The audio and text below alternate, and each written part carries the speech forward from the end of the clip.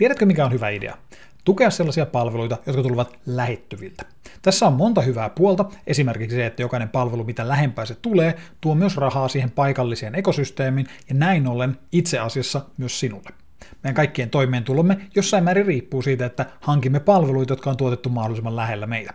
Ja tämä ei välttämättä tarkoita vain Suomessa. Suomi on niin pieni maa, että me pysty tuottamaan kaikkia palveluita itse. Mutta Euroopan unionin sisällä on erittäin paljon toimijoita, jotka voivat tarjota kaikennäköisiä palveluita. Ja tiesitkö, että erilaisille digitaalisille sovelluksille on nettisivu, mistä voit käydä katsomassa eurooppalaisia vaihtoehtoja? Eli jos tuntuu siltä, että haluat heivata Teamsin, etkä halua käyttää Google Docsia, ja sähköpostinakin Gmail tuntuu arveluttavalta, etkä ehkä halua käyttää kiinalaista DeepSeekia, EUsta löytyy vaihtoehto kaikille näistä. Kurkataan vähän sivustoa ja mitä se tarjoaa. Palvelu löytyy osoitteesta european-alternatives.eu.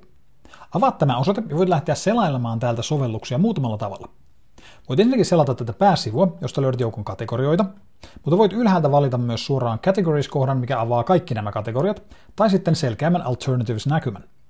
Alternatives-näkymä on ehkäpä helpompi käyttää, koska täältä löydät suoraan sovelluksia ja voit sitten katsoa, mikä olisi eurooppalainen vastine niille. Esimerkiksi jos avaan tämän Alternatives-kohdan, ja tässä huomaankin heti Gmailin. Jos haluaisin ottaa käyttöön eurooppalaisen sähköpostin, napsautan Gmailia ja näen täällä muutamia vaihtoehtoja, kuten varsin mainion Posteon, Protonmailin, Tutamailin, jotka ovat kaikki erittäin hyviä vaihtoehtoja, ja joukon muita palveluja, mihin saattaa olla hyvä tutustua. Jokaisesta palvelusta näkyy täällä myös lyhyen kuvauksen, jos haluat lukea lisää, napsauta Read More-kohtaa ja näet enemmän tietoa tästä, sekä sitten monesti myös hinnoittelun, mikäli tämä halutaan ottaa käyttöön. Löydät täältä todella paljon hyviä vaihtoehtoja suosituille palveluille. Esimerkiksi jos Teams ei alkanut kyllästyttää, valitsen tästä Microsoft Teamsin ja löydän täältä vaihtoehtoja, mitä se voisin ottaa korvaamaan sen. Voin myös hypätä kategorioihin, napsauttamalla tämän Categories-sivun täältä, ja löydän täältä erilaisia aihekohtaisia kategorioita. Esimerkiksi täältä löytyy hieman samankaltaisia kuin äskenkin. Jos vaikka valitsen Email Providers, löydän täältä niitä samoja vaihtoehtoja, mitkä korvaisivat Gmailin. Mutta täällä löytyy muitakin.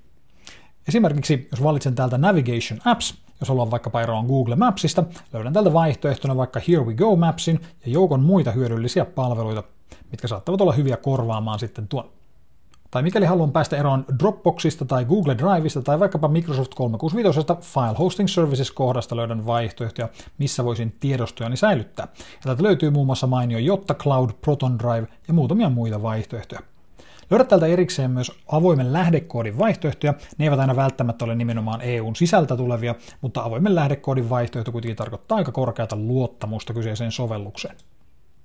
Mikäli haluan vaihtaa LastPassin johonkin Password Managers-kohdasta, löydän erilaisia salasanavaihtoehtoja, kuten Proton Passin ja joukon muita.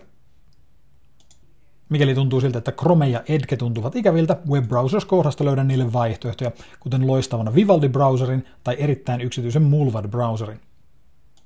Tai mikäli ChatGPT, DeepSeek ja Gemini tuntuvat arveluttavilta, täällä on Generative Artificial Intelligence-kategoria, minkä voin valita, ja täältä löydänkin sitten ehdotuksena sen ainoan erittäin suuren eurooppalaisen vaihtoehdon LetChatin Ranskasta.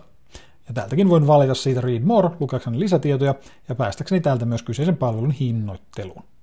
Sivun käyttö on todella helppoa. Voit selata yleisiä kategorioita tai hakea vaihtoehtoja nimenomaisille palveluille. Ja tietysti jos olet käyttänyt sivua jo aikaisemmin, Latest-kohdasta löydät viimeisimpiä tänne tulleita päivityksiä ja uusia kategorioita, joten tätä kannattaa käydä kurkkaamassa, jos palvelua aikaisemmin on käyttänyt. En täällä yritä sanoa, että pitäisi saman tien hankkiutua eroon kaikista yhdysvaltalaista tai kiinalaista palveluista tai sovelluksista. Niiden käyttöön on monia täysin perusteltuja syitä. Mutta meidän kannattaa myös ajatella hieman sitä, että jatkossa kannattaa ehkäpä miettiä palveluita valitessa myös sitä, mistä palvelu tulee.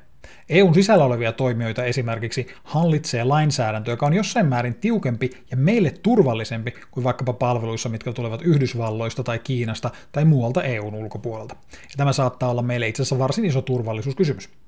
Luonnollisesti haluamme myös, että mahdollisimman paljon nämä palvelut kehittyvät Euroopassa, eivätkä jossain muualla. Joka kerta kun investoimme palveluun ostamalla kyseisen palvelun toimintoja, joka toimii Euroopan ulkopuolella, jätämme rahaa käyttämättä tässä omassa ekosysteemissämme. Ja tietysti rahaekosysteemeissä on aina huomattava se, että mitä lähemmäs rahasi laitat, sitä todennäköisemmin se hyödyttää myös sinua henkilökohtaisesti.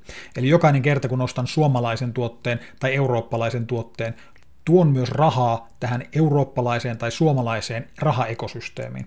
Ja näin ollen voin itse asiassa auttaa itseäni. Jokainen ostos tällä tavalla tukee jotain muuta lähellä olevaa toimijaa, joka suuremmalla todennäköisyydellä hankkii omat palvelunsa semmoiselta taholta, mille esimerkiksi itse teen töitä.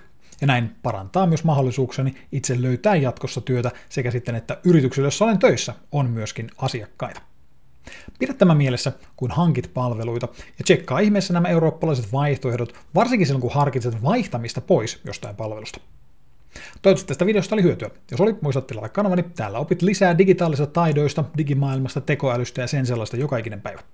Kannattaa myös totta kai tulla kanavani jäseneksi YouTubessa. Kanavan jäsenet nimittäin pääsevät nauttimaan lisäeduista, muun muassa katsomaan muutamia videoita joka kuukausi, joita muut eivät näe, ja katsomaan kaikki tulevat videoni etukäteen ennen kuin muut pääsevät niihin käsiksi. Jos haluat tukea kanavaa, jokainen kommentti ja tykkäys totta kai myös auttaa, kuten myös se, että katselit tämän videon loppuun asti. Webope kiittää ja kuittaa.